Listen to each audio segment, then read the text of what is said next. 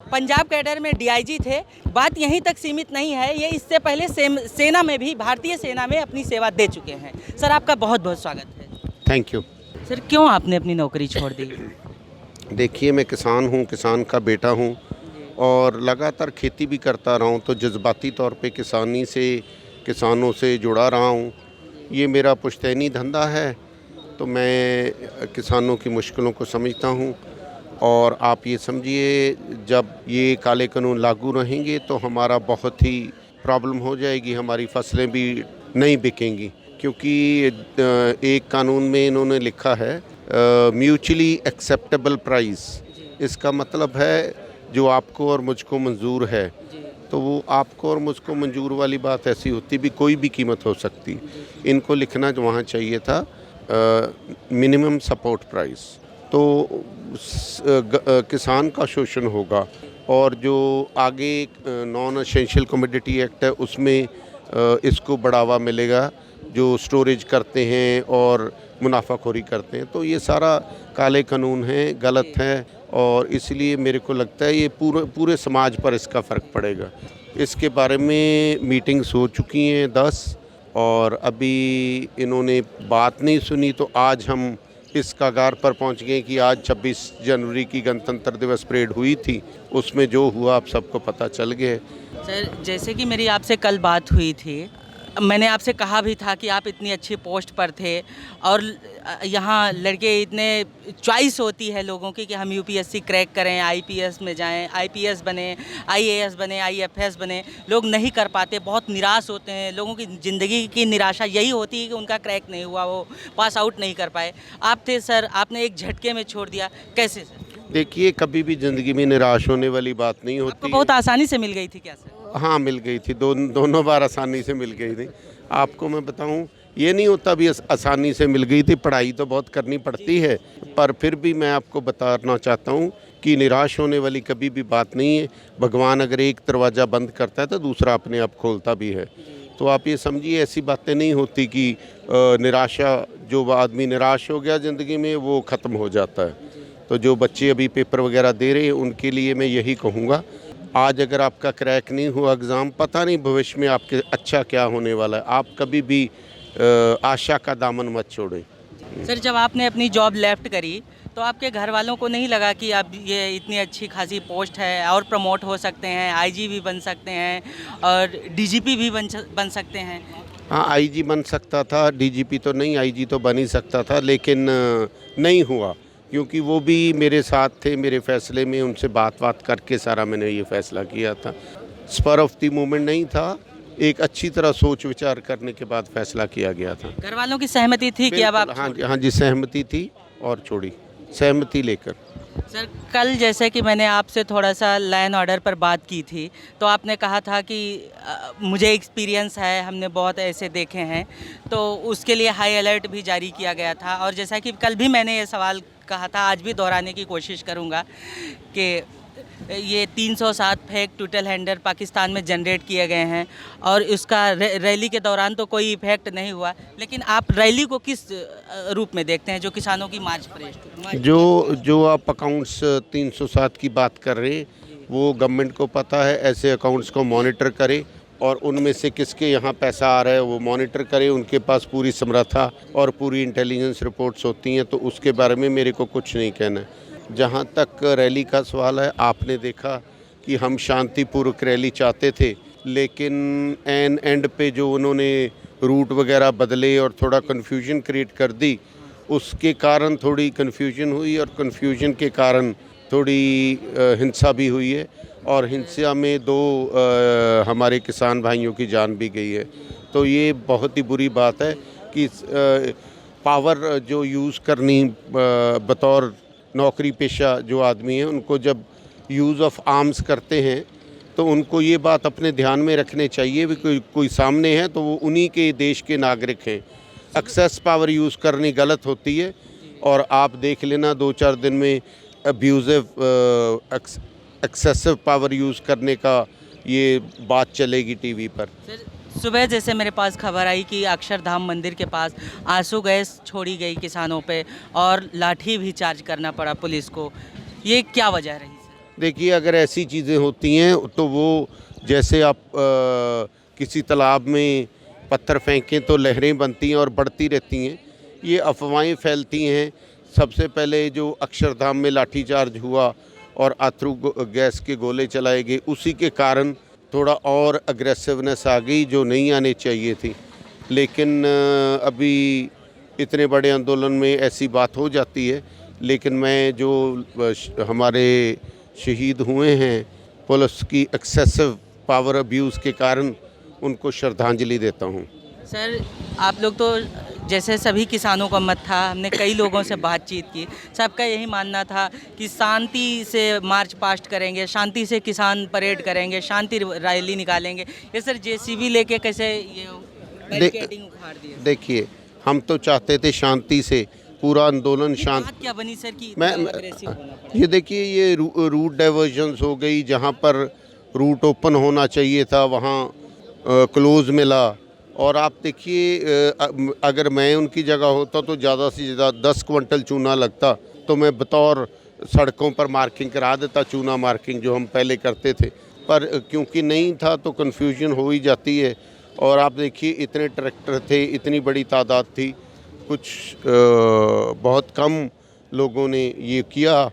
लेकिन उस पे हमारे आंदोलन को जो प्रॉब्लम आई है वो हम हैंडल करेंगे। पर फिर भी मैं जो सरकार चाहती थी, सरकारें ऐसे डिले करने की जो टैक्टिक्स होती है, इसलिए होती है कि कोई ना कोई दिन आएगा, कोई ना कोई दिन आएगा जब हिंसक रूप आंदोलन में आ जाएगा। लेकिन हम पुरअमन चाहते थे और आगे हम इंश्योर करेंगे भी अब भी पुरअमन ही हो। जो दुर्घटना हो गई उसकी मैं निंदा करता हूं। और पुलिस को एक्सेसिव अब्यूज़ ऑफ पावर नहीं करना चाहिए। ये ह्यूमन राइट वायलेशंस होती हैं। अगर किसी ने एक नाका तोड़ा है तो उसको गोली मार के मारना ये गलत है, एक्सेसिव अब्यूज़ ऑफ पावर है। पुलिस ने गोली चला दी है? बिल्कुल बिल्कुल चलाई है। आपको मीडिया से पता लग जाना चाहिए था, अभी तक गोली चलाई है। मुझे तो इस बात की जानकारी है कि किसान जो है जेसीबी से वो बैरिकेड्स तोड़ के लाल किले पर झंडा गाड़ दिए। ये भी हुआ है। बट जो abusive power, excessive power use हुई है, उसके कारण दो किसानों की जान भी गई है। सर, ये तो रूट में था ही नहीं। ठीक है, जिनकी जान गई उनके प्रति हम बहुत ही दुख व्यक्त करते हैं, हमारी शोक संवेदना है, हम उनको श्रद्धांजलि अर्पित करते हैं। लेकिन सर, शांतिपूर्ण ढंग से कैसे इसको समझा जाए? जैसे आप लोग कहते हैं कि हम शांति से करेंगे, और शांति में सर उग्रपात कैसे हो जाता है? देखिए, तकरीबन जो एस्टिमेटेड आप लोगों की गिनती है, ऐसे कहा जा रहा है कि तकरीबन 4-5 लाख ट्रैक्टर आज अंदर गए दिल्ली के। मीडिया वाले ये बता रहे हैं। उनमें से अगर 300 ट्रैक्टर या 400 ट्रैक्टर कोई ऐसे लोग चला रहे थे जो जोश में आ जाते हैं, यूथ कभी आ भी जाता है।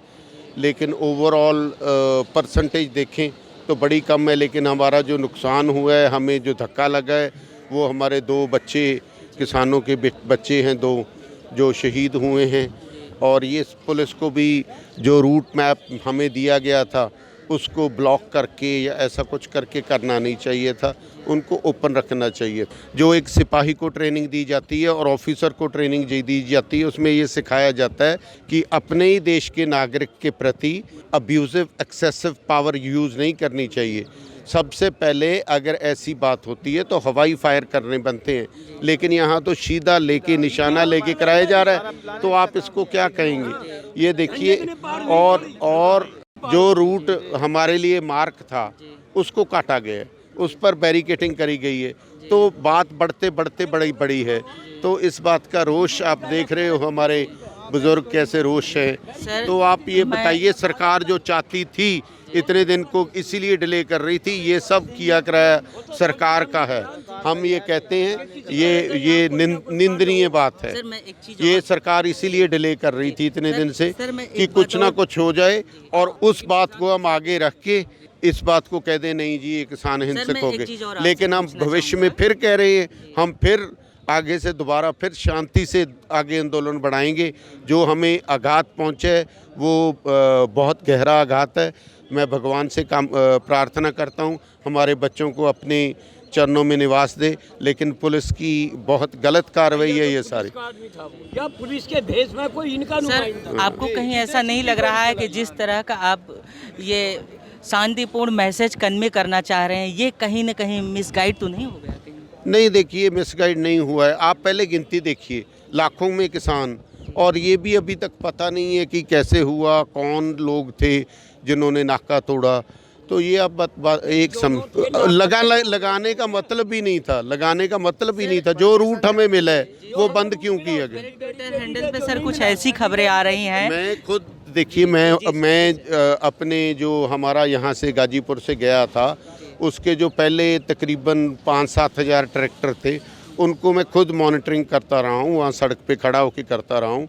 एक लाइन में चले हैं, कभी कभी 2 लाइन हो जाती थी, तो उनको हिदायत कर दी जाती थी। हमारे कंट्रोल व्हीकल साथ थे, सब कुछ ठीक ठाक चल रहा था।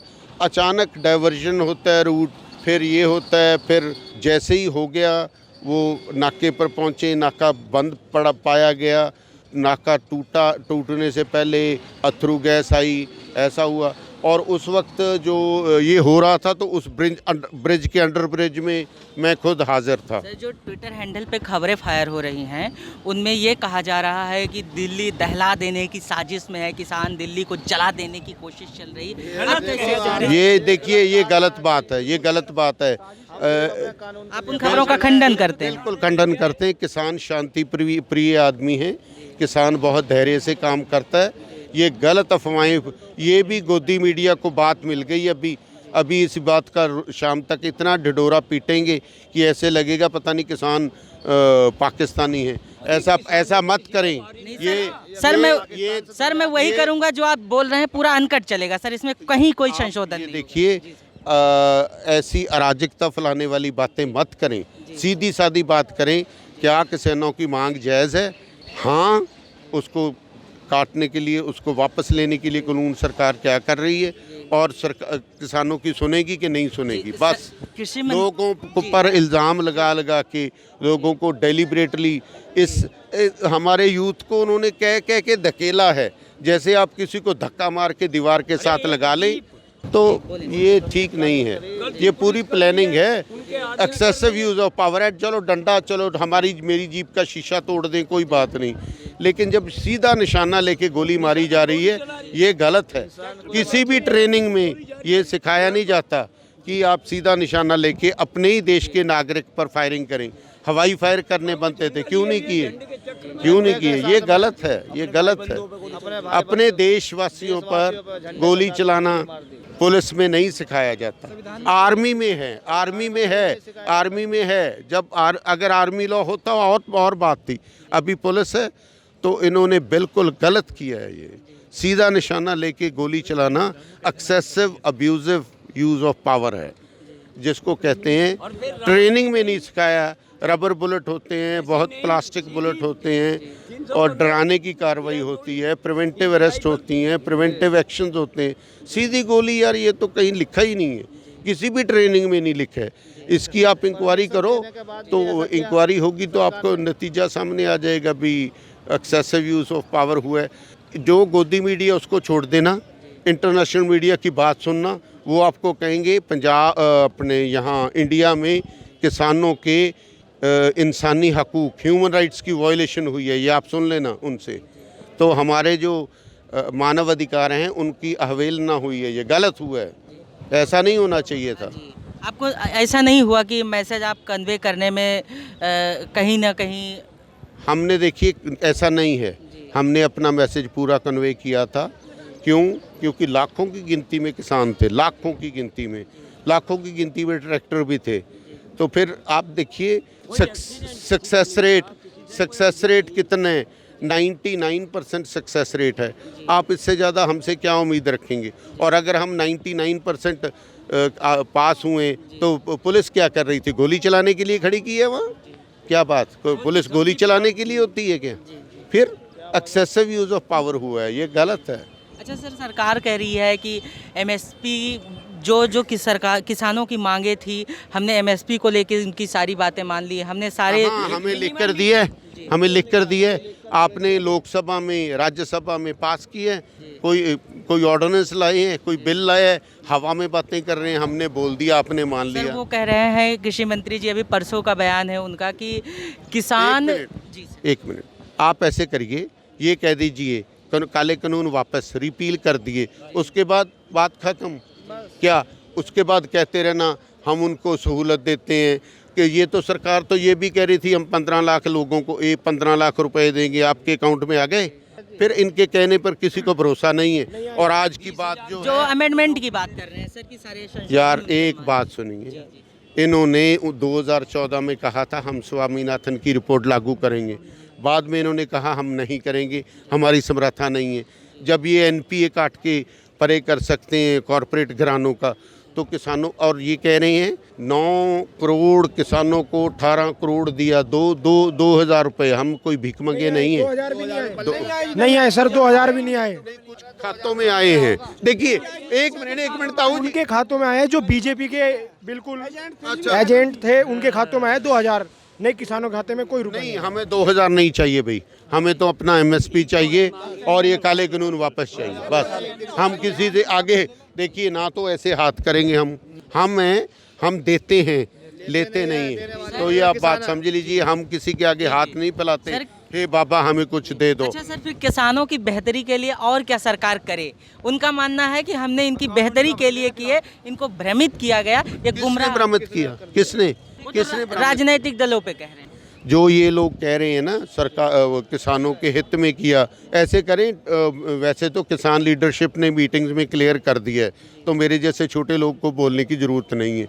फिर भी मैं कहता हूँ यहाँ आके बैठ के बातें कर लें सबके सामने, 10 मिनट में क्लियर हो जाएगा कौन सच है कौन झूठ है। कोई बताएं तो सही हित में किया क्या है। ये जो कह रहे हैं ओपन मार्केट, ये 1978 से था। 1978 में हाई कोर्ट ने ऑर्डर पास कर दिया था कि किसान जो उत्पादन करता है वो फसल कहीं भी बेच सकता है, तो नया कुछ नहीं किया। जो कॉन्ट्रैक्ट फार्मिंग थी, ठेके पर पहले भी ज़मीन देते थे, अब उन्होंने कॉरपोरेट घरानों को ज़मीनें हथियाने के लिए दी है। मेरे जो साथी अफसर थे जो नहीं जा पाते, वो ठेके पर ज़मीनें अभी भी गांव में बुआई पर देते हैं। नई बात क्या है? नई बात क्या है? अच्छा, स्टोरेज है। पहले स्टोरेज में अगर आलू का रेट बढ़ता था, प्याज का रेट बढ़ता था, तो सरकार मुनाफाखोरों पर रेड मारती थी। अब क्या होगा? वो कहते जी जब तक 50% कीमत नहीं बढ़ेगी हम रेड नहीं करेंगे। तो प्री डिसाइडिंग हो जाएगा ना, जैसा मुझे जानकारी मिल रही है कि कॉन्ट्रैक्ट सर दोनों पक्षों की सहमति से होता है। आपने कभी LIC की है? नहीं सर। नहीं की, मैंने की है। और ये जो इनमें से खड़े हैं इन्होंने भी इंश्योरेंस पॉलिसी ली होगी, और आपने ऐड पढ़ी होगी टीवी में म्यूचुअल फंड्स के बारे में। वो फटाफट बोल देते हैं म्यूचुअल फंड्स आ रहे हैं, नहीं रिस्क। एक मिनट सुनिए, जो कॉन्ट्रैक्ट होते हैं ना, एक कॉन्ट्रैक्ट में 20 क्लॉज होते हैं, और एक हल्का सा क्लॉज ऐसा होता है जो पूरे कॉन्ट्रैक्ट को नल एंड वॉइड कर देता है। जब वो कंपनी यूज़ करेगी तो पूरा लागू होगा, जब वो किसान मांगेगा तो होगा ही नहीं। और किसान को तो पता भी नहीं चलेगा, अनपढ़ किसान है बेचारा, कम पढ़ा लिखा है, तो हमें नहीं पता था LIC करते आपका मतलब है देखिए, कॉरपोरेट घराना और कंपनियां कभी भी लोगों के हित के लिए नहीं करती हैं। उन्होंने कोई दान धर्म की आश्रम नहीं खोले हैं, वो अपने हित के लिए काम करती हैं। और ये आप बता दो, फिर एक बात और पूछता हूँ, अगर मान लो कोई अंबानी है या ABC कोई भी है, वो 20 रुपये किलो कनक खरीदे, तो क्या जो गरीब है पब्लिक डिस्ट्रीब्यूशन सिस्टम में जिनको 2 रुपये से नीचे कनक दी जाती है 2 रुपये रेट पर, वो देंगे? 18 रुपये घाटा खा के देंगे? कभी नहीं देंगे। जो यहाँ भुखमरी भी फैलने वाली है। जो हमारे भाई जो गरीबी रेखा के नीचे हैं, उनको पब्लिक डिस्ट्रीब्यूशन सिस्टम होता है जो जनहित में किया जाता है। गरीबी रेखा के नीचे वालों को राशन दिया जाता है, राशन कार्ड पर दिया जाता है। वो अडानी अंबानी या कॉरपोरेट घराने दे देंगे, 18 रुपये जेब से लगा के दे देंगे। फिर आपने एक बात सुनी है कि किसानों के हित में है। हित में क्या है कोई नहीं बता रहा, कहाँ है हित है?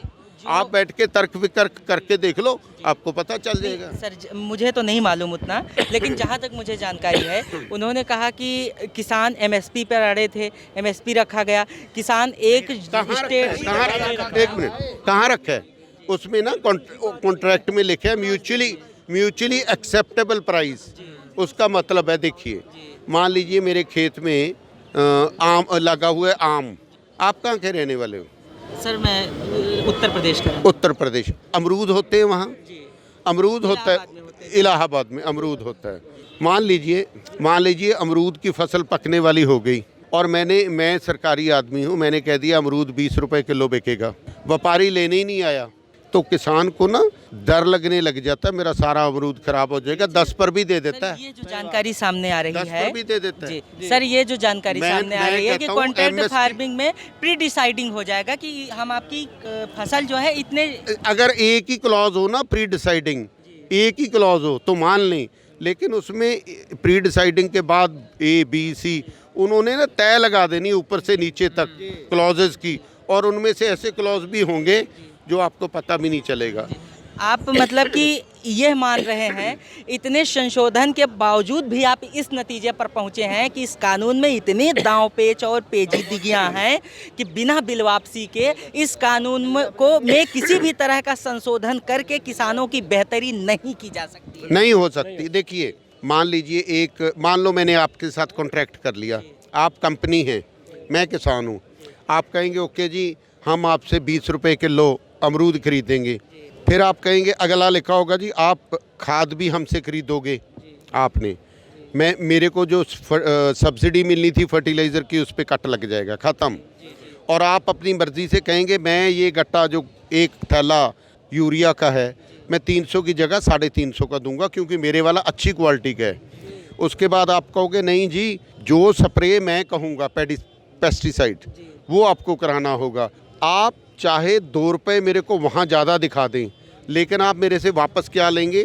खाद का पैसा भी आपके ज़रिए मेरे को कॉन्ट्रैक्ट फार्मिंग में वही कराना पड़ेगा जो आप कहोगे। मैं एक भी दिन ऊपर नीचे नहीं कर पाऊँगा। मैं ऐसे भी नहीं कर पाऊँगा भी मैं जाके पेस्टिसाइड की दुकान पे कह सकूँ मेरे को ये शीशी नहीं चाहिए ये वाली दे दो। मैं ऐसे नहीं कह पाऊँगा आज मैं यूरिया नहीं करूँगा कल को करूँगा। ऐसे वो कहेंगे आपको हमने बोला था 35वें दिन यूरिया करने के लिए, आपने 40 दिन किए इसलिए क्वालिटी ख़राब हो गई। तो यार ये तो बातें क्लॉज इतने होते हैं उसमें आपको दिमाग ख़राब हो जाएगा। आपने कभी खेती की नहीं है और जो टीवी पे बैठे बतियाते हैं उन्होंने कभी की नहीं। मुझसे पूछिए मैंने खेती की है, चाहे मैं DIG था, मेरे को एक एक चीज़ का पता है। मेरे को पता है कैसे कनक को अगर 35 दिन से 30-35 दिन से पहले पानी लगा दिए वो कैसे दब जाती है, उसको दोबारा उठाने के लिए क्या करना पड़ता है। एक एक चीज़ लिखी रहती है, एक एक चीज़ करनी पड़ती है, और अगर कहीं भी प्रॉब्लम आती है तो उसके लिए रेमेडी क्या है वो भी। तो अगर इन्होंने एक क्लॉज अच्छा भी दे दिया उसके बाद ये 10 क्लॉज और लगा लिए जो कंपनी के हित में है तो किसान को कभी फ़ायदा हो ही नहीं सकता यार। ठीक है, हम आपकी बात मान भी लेते हैं, मानना ही पड़ेगा आपको। अच्छा सर, तो किसानों की बेहतरी के लिए और आप मान गए कि नहीं सर? अगर मान जाए ना अब तो मैं चाहता आप हमारे खेती बाड़ी में किसानों की बेहतरी के लिए ठीक है आपने बहुत सारे टर्म्स एंड कंडीशंस बताए, लेकिन अब किसानों की बेहतरी के लिए कौन से ऐसे प्लान है, कौन से ऐसे प्रयोजन है जिनको बेस बना के आप सोचते हैं कि इस माध्यम से कुछ बेहतर किया जाए तो उनके लिए अच्छा फीडबैक। सबसे पहले तो ये काले कानून वापस लिए जाएंगे, बस इसी से सारी बेहतरी हो जाएगी। रुक जाइए मैंने आपने बारी बारी पूछना है, जब तक आपकी तसल्ली नहीं होगी मैं आपको बताता रहूँगा। नंबर 1 आप ये कानून हटाइए। नंबर 2 आप कहिए भी हम ये कानून दोबारा बनाएंगे, उसके लिए कमेटी कौन सी होगी? कमेटी में हमारे किसान लीडर होंगे, टिकैत साहब के परिवार के इतिहास है, इनका इतना तजर्बा है, वहाँ राजेवाल साहब हैं, वहाँ उग्राहा साहब हैं, वहाँ और भी हैं, यंग लीडर भी हैं, कादिया साहब हैं, राय साहब हैं, इतने लीडर भरे पड़े हैं जो खेतों में खुद काम करते हैं किसान यूनियन में, उनको साथ लें। एक फिर किसान जो इकोनॉमिस्ट हैं, फार्म इकोनॉमिस्ट जो पढ़े लिखे लोग हैं उनको भी साथ लें। जो किसान इकोनॉमिस्ट होते हैं ना उनको प्रैक्टिकल प्रॉब्लम्स का पता नहीं रहता है, इसलिए किसान को साथ लेना उन लोगों को साथ लेना जो सारी उम्र खेती करते रहे हैं ज़रूरी होता है, लेकिन इन्होंने नहीं लिया। मैं ये चाहता हूँ पहले काले कानून वापस करें, रिपील करें, उसके बाद दोबारा कहें भी जी हम अगले 2 साल में दोबारा से कानून लाएंगे। उसके लिए हमने राज्यपाल साहब को, उग्राहा साहब को, टकैत साहब को, इनको और 10, 12, 15, 20, 31 मेंबर की आप कमेटी बना दो। हमारे लीडरशिप को लो 15 को, और बाकी 15 आप इकोनॉमिस्ट ले लो। 10 आप पकड़ दो गांवों के किसान जो बिल्कुल ही छोटे पैमाने पर खेती करते हैं। फ्रूट की खेती होनी चाहिए, दूध वाले होने चाहिए, फल वाले होने चाहिए, सब उसमें हो। नहीं सरकार के भी हों, कोई दिक्कत नहीं है, कोई दिक्कत नहीं है। वो भी दो एक नुमाइंदे अपने भी रख लें, कोई दिक्कत नहीं। सर कल 1 मिनट, उसके बाद उस कानून को बनाएं। फिर एक एमएसपी की रिटर्न गारंटी करें। एमएसपी में 2-3 चीज़ें होती हैं। एमएसपी होता है मिनिमम सपोर्ट प्राइस, न्यूनतम समर्थन मूल्य। हम तो पहले ही न्यूनतम पर खड़े हुए, और हमें कितना नीचे ले जाओगे? न्यूनतम समर्थन मूल्य पर आपने हमें ले आए। हमने क्या किया? आपने हमें न्यूनतम समर्थन मूल्य देना है, आप ही ने फिक्स करना है। लेकिन उसके आगे हम ये भी कहेंगे आप हर फसल का लगाओ। लोगों का पानी 20 रुपये लीटर बिकता है, किसान का दूध 25 रुपये मिलता है। पानी कोई गाय नहीं देती है। खर्चा क्या होता है? किसी भी नल से पानी भरा, उसको थोड़ा सा रिफ़ाइन किया और आपको दे दिया, ये बिस्लरी है और ये है, और आप खुश होकर पी जाते हैं। भाई मैं आरओ वाला पी रहा हूँ, प्यूरीफाइड पी रहा हूँ, मिनरल वाटर पी रहा हूँ, आरओ वाला पी रहा हूँ, सब कुछ। खर्चा क्या है? ज़ीरो, यहाँ वेरी मिनिमल। वहाँ शाम को गाय को बुलाना पड़ता है, दूध संभालना पड़ता है, चोना पड़ता है, राशन पानी देना पड़ता है, शाम को अंदर बांधना पड़ता है, 3 बार पानी पिलाना पड़ता है, दिन में कितना संभाल करना पड़ता है। और फिर गाय मर जाती है कभी कभी, तो उसका नुकसान भी किसान को भरना पड़ता है। तो आप ये क्या कहाँ से निकाल रहे हो? आप ये मत सोचना मैं डीआईजी हूँ, मैं एक पशुपालक भी हूँ, ठीक है? तो ये आप इसीलिए कह रहा हूँ कि जैसे मैं कहता हूँ दूध का कम से कम रेट 50 रुपये होना चाहिए। और आप ये बताइए, देश में दूध पैदा हो रहा है और नकली दूध पे ज़्यादा पैदा हो रहे हैं, वो भी सरकार की जिम्मेवारी है। तो नकली दूध रोकिए, असली दूध को लाइए। हम तो कहते हैं हम असली दूध पैदा करेंगे, सरकार के लोग ही हैं जिनकी जिम्मेवारी बनती है। नकली दूध पकड़े, नहीं पकड़ पा रहे हैं। उसी तरह फ्रूट है, दूध है, कच्ची फसलें हैं, जो जैसे स्ट्रॉबेरी है नासिक एरिया में, वो स्ट्रॉबेरी 3 दिन में ख़राब हो जाती है। 3 दिन अगर सरकार के आदमियों ने नहीं खरीदी, किसान को दिल का दौरा पड़ने वाला बात हो जाती है, मैं कहाँ बेचूँगा? प्याज है, स्ट्रॉबेरी है, अमरूद है, आम है, दूध है, किन्नू है, गन्ना है, इतनी फसलें हैं जो हम पैदा कर रहे हैं और हम अपनी कीमत फिट नहीं कर रहे। हम चाहते हैं एमएसपी हो, दाना दाना बिके, ये भी साथ में होना चाहिए। दाना दाना बिके, गारंटी। अगर दाना दाना नहीं बिकता है तो सरकार खरीदे। और एक बात और, सरकार एक बात कहती है भी आप ये गेहूं और चावल की खेती बदलें, डाइवर्सिफिकेशन करें, यानी कि विभिन्नता लाएं फसल में। हमने कोशिश की, मैंने मक्की बीजी, रेट था 1800, बिकी 800 में। अगले साल मैं क्यों भेजूंगा? मेरे को पागल कुत्ते ने काटा है क्या? मैं बीजूंगा, क्यों बीजूंगा? सरकार ही की नहीं बनाए भी। अगर उन्होंने कहा 1800 पर बिकेगी तो जो मेरी पैदा हुई है वो बेचे। हाँ, 1800 की बजाय कह दें जी आपकी क्वालिटी ठीक नहीं, 1700 में ले लेंगे। लेकिन 1800 और 800 में कितना फ़र्क है, आप सोच सकते हो? फिर तो ये सेलिंग के इम्बैलेंस पे आप क्या? अच्छा आगे सुनिए। फिर एक होती है इंपोर्ट एक्सपोर्ट पॉलिसी, ये कहते रहते हैं। आपको मैं अब एग्जांपल से दूंगा। कॉटन है, कॉटन एक्सपोर्ट होती है इंडिया से। सीज़न शुरू हो जाता है अक्टूबर में, अक्टूबर निकल गया, नवंबर निकल गया, कह लो सितंबर में शुरू हो जाता है, लास्ट वीक ऑफ सितंबर। और अक्टूबर में, नवंबर में ये पूरा जोबन पर होता है सीज़न। और ये पता क्या कहते हैं, इनको पता होता है कि हमने इस बार 20 लाख बेल बाहर भेजनी है या 10 लाख बेल बाहर भेजनी। ये कब बोलेंगे पता है? जनवरी में। ये हमारे साथ लखविंदर सिंह जाखड़ जी थे, जिनसे जो डीआईजी रह चुके हैं। ये किसान आंदोलन में किसानों के साथ अपनी नौकरी छोड़कर ज्वाइन किए हैं। और हमने इनसे एमएसपी को लेकर बात की, कॉन्ट्रैक्ट फार्मिंग को लेकर बात की, और तमाम मुद्दों पर हमने इनसे जानकारी मांगी। इन्होंने अपना रोड मैप भी बताया और तमाम चीज़ों के बारे में ऐसी माइन्यूट बातें बताई जो कहीं ना कहीं सबको पता नहीं है।